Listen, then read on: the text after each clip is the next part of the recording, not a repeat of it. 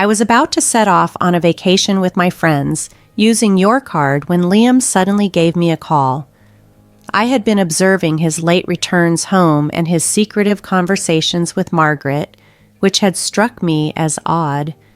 Was he concocting some sort of plan with her from the start? I had my suspicions that they were collaborating on a scheme, but fortunately I was ready for whatever they had in store. Perhaps I should feign shock when I confront him. "Oh, really? Explain." Although I was well aware that Liam had planned to leave for a trip today, it's astonishing if he thinks he can deceive me. Until now, I've maintained my composure, but today my patience wore thin, and I felt a strong desire to retaliate. It's time to stand up to these infuriating siblings. Once today is behind us, I expect the truth will come out. I hope they enjoy their trip, oblivious to the fact that I have an ally within their group. My name is Ashley, and at 35, I live with my husband, Liam. After graduating high school, I immediately began working at my current company. Over the years, I've gained significant experience and earned several certifications, securing a leadership role at the young age of 20. Despite being younger than Liam, I am his boss at work. I trained him along with 2 others after he joined the company. Despite our close ages, I quickly became his supervisor. We began dating, and after moving in together, our relationship followed a typical trajectory. However, after we got engaged, Liam suggested I become a stay-at-home wife, envisioning a future where I managed household affairs and we started a family soon.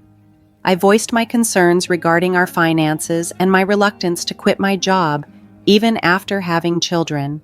Although I understood his desire to purchase a home, it irked me that he was uneasy about my higher income. I proposed a compromise. Let's focus on managing our wedding and buying a house for now, and decide on children and my job later. We agreed to proceed with that plan.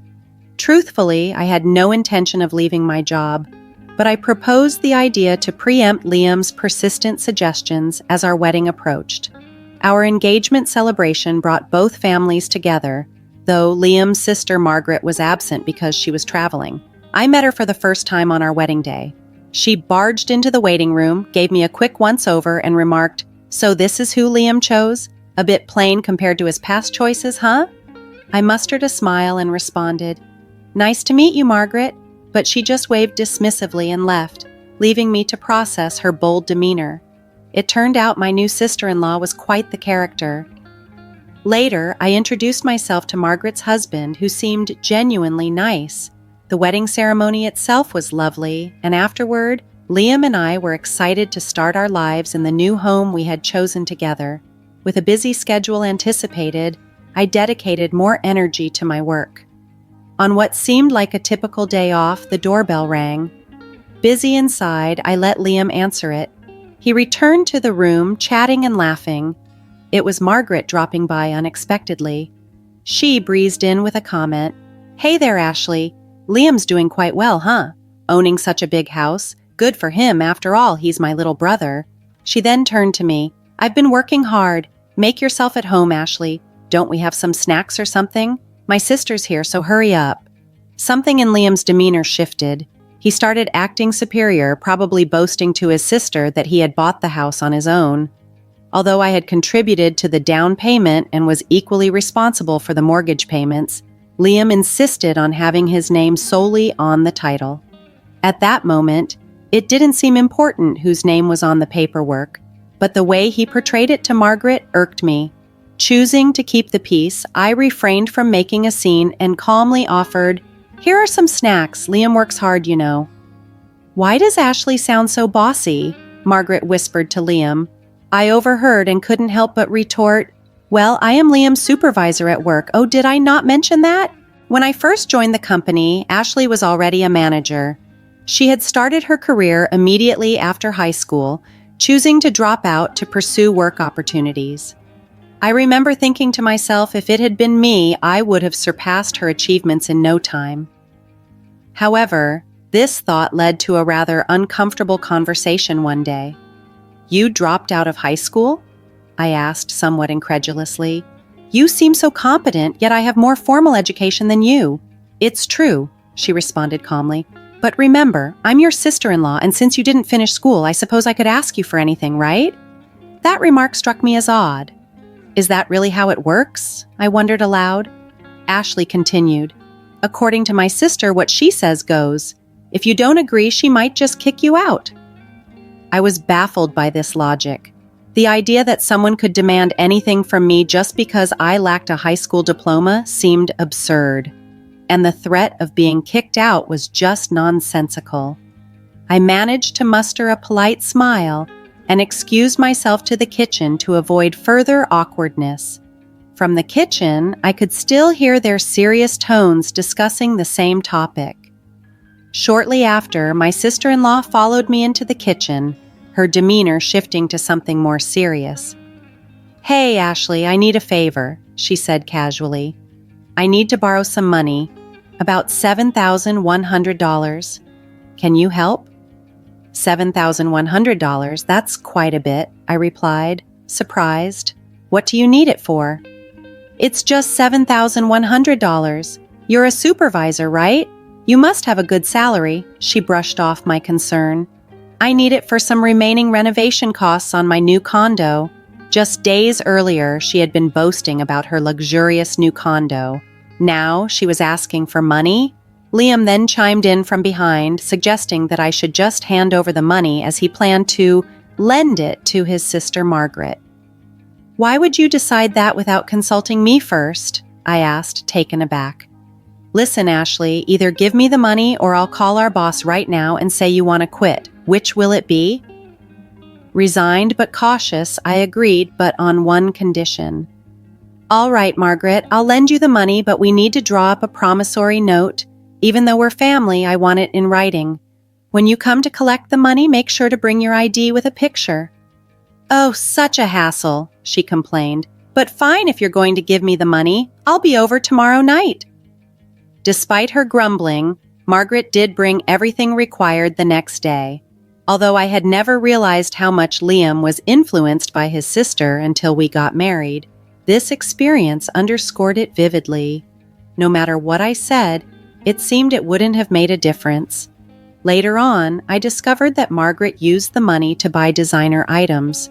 Once she saw I was willing to lend money, she began to ask for more, though I made sure she signed a promissory note every single time. Over time, Margaret had borrowed around $15,000 from me. Just as I was starting to feel overwhelmed by the financial strain, an unexpected call from the office brought a much-needed lift to my spirits. I was being promoted from a supervisor to a department manager.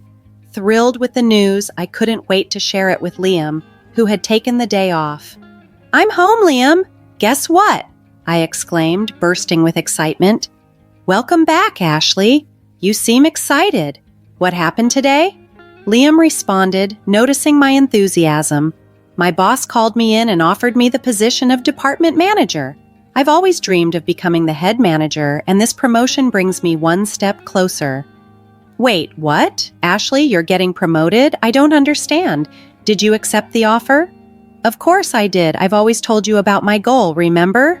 I replied, slightly puzzled by his reaction. "Hold on, you should have asked for my permission before making such a decision. Plus, I've told you I wanted you to be a stay-at-home wife, haven't I? How come you're getting promoted and I'm still stuck in the same position? Doesn't that seem odd?" "That's not my fault, Liam. I've made it clear that I don't want to quit my job. Why you can't get promoted is beyond me."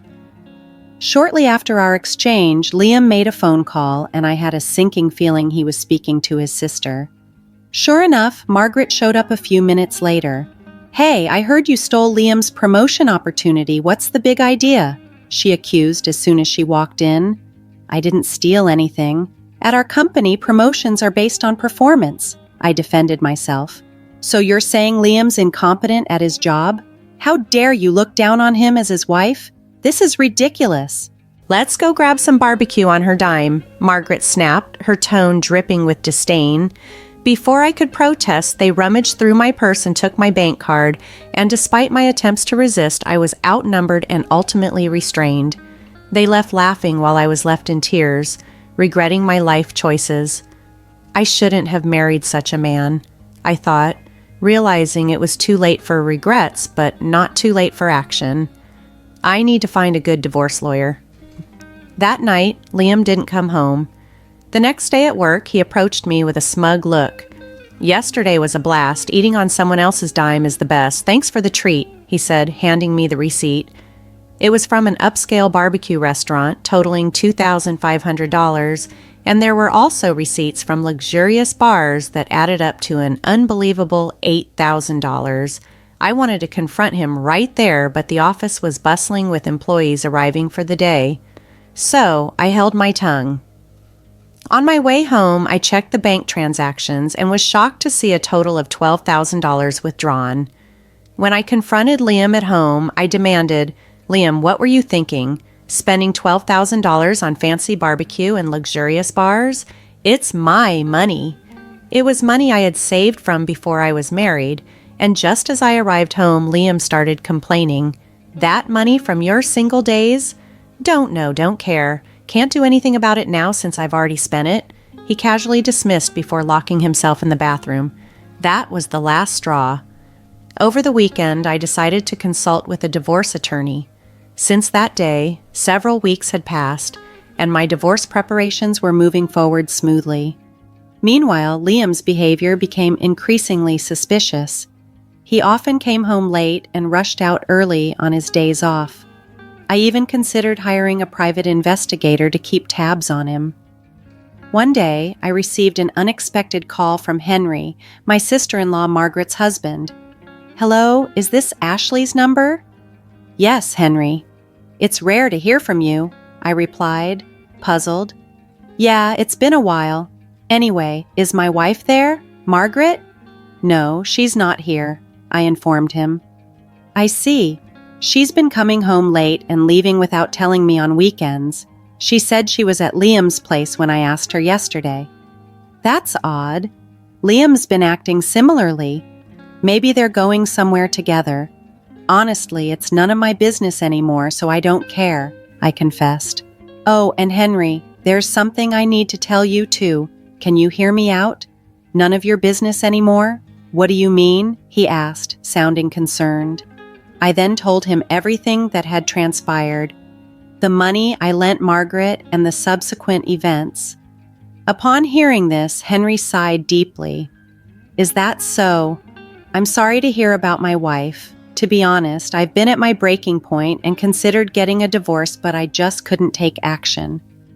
"Henry, you should use the evidence I've gathered. Maybe you should consider a divorce too. It's not fair for you to be stuck in this situation. Let's give those selfish siblings a taste of their own medicine." "Yeah, let's work together on this," he agreed. "By the way, I think Margaret and the others might be planning a trip. He mentioned that she had urged him to take a long vacation, and there were travel brochures on my vanity," I added. Curious, I decided to look inside a shelf that Liam had always told me not to touch. Sure enough, I found more travel brochures and club cards. It all started to make sense. "Henry, I think they might be planning a trip. I found some brochures. I've got an idea," I shared excitedly. As I explained my plan, Henry laughed and agreed to go along with it. We were both ready to turn the tables on our manipulative spouses. After deciding to collaborate, Henry and I continued our communication through texts and ended our phone call. I sent him several pieces of potential evidence that might be useful for his divorce case. Over the next couple of weeks, we meticulously plotted our next moves. 3 weeks later, early one morning, Liam left the house, a departure I was aware of because Henry had informed me the day before. A few hours into his outing, Liam called, sounding triumphant. "I'm going to have a blast using your card with my sis and friends," he boasted. His late nights and secretive calls with Margaret had already tipped me off that something was amiss. "Oh, really? What do you mean by that?" I played along, feigning ignorance. "Seriously, you didn't notice? We planned this trip ages ago. Henry was just our backup in case something went wrong. We thought you were getting too arrogant and decided it was time to teach you a lesson. Now you can't stand up to us anymore," he jeered. I kept my cool, replying, "I don't have to tolerate this any longer. I've been patient for so long. A little payback isn't too much to ask for. Feeling detached and void of emotion, I questioned him further. Liam, what did you say earlier about using my debit card? I have my card in my wallet, though. What are you talking about? Here it is. Wait, what the heck is this? There was confusion in his voice. You just noticed? A bit slow, huh? Didn't you take my old gym membership card from the fitness club I used to go to? It's the same color and same stiffness, I pointed out calmly. Oh my God, it does say fitness club, but I swear when I checked it looked like a debit card. Are you sure you didn't just mix them up? Liam was flustered. Hey, I heard everything because you're on speaker. Henry chimed in, equally confused. What's going on? Liam brought a fitness membership card. I'm sure I saw my debit card. Ah, so it was a scheme by Margaret and Liam, huh? I'm so disappointed, I revealed, feigning dismay. Last night I switched the debit card with the membership card. Seems like you didn't check this morning and just went with it. What, dude? What the heck are you playing at? Liam's voice crackled with frustration. No, I should be the one asking that, I retorted. Tough break, huh? Don't get too cocky just because you're my stepsister. Got it? You'll remember this when you get back. I've got gifts waiting for both of you when you come back. You trying to bribe us? I won't accept anything but cash, Liam shot back. We'll see about that. Look forward to it, I replied, dismissing his demands. That's beside the point. What should we do now? Oh, Ashley, can you send me some money? Liam's plea was desperate. I hung up the phone, having no desire to entertain any more of his nonsense. After Liam's manipulative message saying, you better send it, okay? Or worst case scenario, we still have Henry here, you know, I simply replied with, is that so? And went back to sleep. However, my rest was short-lived. I was jolted awake in the afternoon by the incessant ringing of my phone, and the screen lit up with a staggering number of missed calls and messages. First, I dialed my brother-in-law, and then I took Liam's call. Hey, finally, send the money ASAP, please. It's so cold I think I'm going to freeze. They were in Alaska, and considering it was February, you can imagine just how freezing it must have been. Seems like my plan worked, I mused aloud. Really? You said Henry would help, right? Or is he not there? Liam's voice held a note of desperation. What? You know something? Anyway, it's freezing and Henry's not here, he continued, sounding bewildered. Should I clue you in? Since you and Margaret teamed up, Henry and I did too. Simple, right? Now, do you get why I entertained you guys for so long on that first call? To buy time? And Henry? He hopped on another plane and is coming back here, I explained, satisfaction tinting my tone. What's your deal with my husband, huh? Don't tell me you're wrong. We teamed up to get back to you. Now find your way back. See you. With that, I hung up. Henry should be arriving here soon. I decided to call my lawyer. We had our final meeting regarding the divorce before Liam and the others would return. Why did I gather everyone here? I pondered aloud, knowing that Liam and his group would surely confront me upon their return. A few hours later, as soon as Liam and his group returned, they started yelling, Ashley, hey, what the hell? What were you thinking? Be prepared to move out, okay? Henry's with you, isn't he? Why did you even come back first? Unbelievable. You okay with me leaving you? Apologize. Shut it! Sit down! Henry, unusually assertive, shouted, stunning Liam and his companion into silence. The lawyer promptly handed out his business cards to both of them. They looked dumbfounded as they stared at the cards. Well, here's a gift from us, Henry and I said, handing them a stack of papers. As they read through them, their faces turned pale. Wait a minute, this mentions property division. You're not saying it's about divorce, are you? Liam stammered in disbelief in his voice. It's written online too. It's a divorce. And what did I do? Divorce has got to be a joke, right? Yeah, right. Henry scoffed. Let's head home. I'll go first, I declared, holding a stack of papers. I've been recording your outbursts, Liam, even that call from your vacation. You don't even understand what you've done. I can't continue this way with you. Are you sure about this? Liam asked, disbelief etching his voice. I said it, didn't I? I'm demanding half of the down payment from our house purchase, the rest of the mortgage, and repayment for the savings you squandered from my single days. I turned to Margaret, who was attempting to interject. And Margaret, you spent the money you borrowed from me and also dipped into my savings with Liam. You're going to repay that. No, wait, Liam, didn't you buy this house? And I never borrowed or used any of it. Margaret protested, her voice rising in panic. Please go through everything, I insisted calmly, gesturing towards the documents. There's a promissory note in there for the amount you've borrowed. No way. I don't know anything about this. If there's no proof, Margaret's voice trailed off as she grabbed a document, tearing it into pieces and tossing them aside. Simultaneously, Liam stomped on the voice recorder, smashing it under his foot. First of all, Liam, even if you destroy that recorder, there's still data on my computer. And Margaret, that wasn't the original document, I said, shaking my head at their rash actions. What the hell are you two doing? Liam blurted out, his frustration evident. Oops, indeed. You two don't think things through, I retorted. Margaret, I have a claim against you too. You spent all the savings and got cozy with that guy at the bar. Both of them were visibly shaken, tears forming as the reality of their situation dawned on them. I detailed the claims. Liam, you owe a total of $142,000, $10,000 for emotional damages, $120,000 for the down payment on the house, and $12,000 for miscellaneous expenses. There's also an upcoming loan repayment of $3,000. To Margaret, it amounts to $40,000, $10,000 for miscellaneous expenses, and $30,000 for a loan she acknowledged with a promissory note. Henry's claims against Margaret amount to $160,000, $40,000 for emotional damages, and $120,000 for miscellaneous expenses, without any division of assets like condos.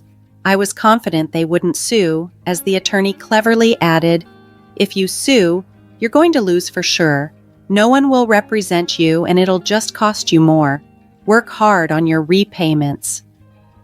With the settlement clear, I grabbed my packed belongings and left the house. Word had spread at my office and Liam was transferred to another branch shortly after. Only a few weeks later, I received a message from Liam. Ashley, I want to see you. I never thought life without you would be this lonely. Can we give it another shot? You can work as much as you want. It's not gonna happen, goodbye, I responded firmly. Then a message from Margaret appeared. Ashley, it's Margaret. I think you should reconsider things with my brother. Why don't we live together? Maybe there's been some misunderstanding between us.